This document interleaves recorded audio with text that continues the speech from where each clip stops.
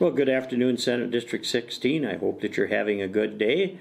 It's a good day at the Capitol today, a little cold, but yesterday a lot of the committees were shut down. Today we're going back in full force. And today I'd just like to talk a little about rules and regulations. And so many times we talk about a struggle in this area, struggle in that area. And just one of them right now is child care, for instance. We're having a lot of problems in child care, and a lot of it's due to rules and regulations. Now, certainly not all of it, but a lot of it is. And so we've got several bills that will help in different areas, but one of the areas is rules and regulations. We start taking a look at education and local control and things like that, and so many times it boils down to the school district can't do this or can't do this or can't make this transfer or that one because of rules and regulations. We talk about the MPCA, and we just found out a couple of weeks ago when a major corporation didn't stay in Minnesota, went over to South Dakota, and we find out it was because of some rules and regulations. And unfortunately, the rules and regulations were several years old.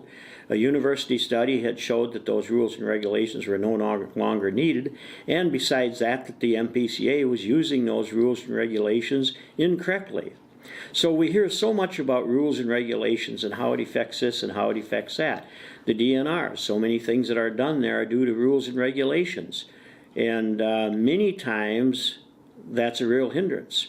And I think one way to explain how far, when governments went just a little too far, got a little too big, or got their fingers in too deep into family life, is when a child has a lemonade stand and they have to have a permit, 2 licenses, and at a fee of about $50. Now tell me how a young child that wants to be an entrepreneur can make money when they pay $50 to get a license. And also, by the way, the Health Department, Minnesota State Health Department, can come out and check their lemonade stand to see that it qualifies. So the reason I bring that up is today we had a bill that was introduced today, and it's called the Lemonade Stand Bill. And it actually corrects that, so children can have a lemonade stand and don't have to buy a $50 permit and a couple of licenses to make that happen.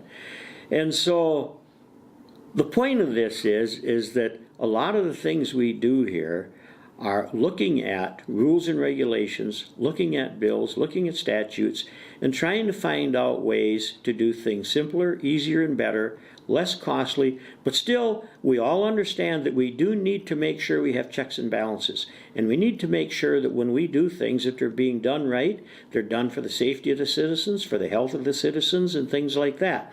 But this is just a good example. When government's growing a little too big is when they start putting fees on lemonade stands for children.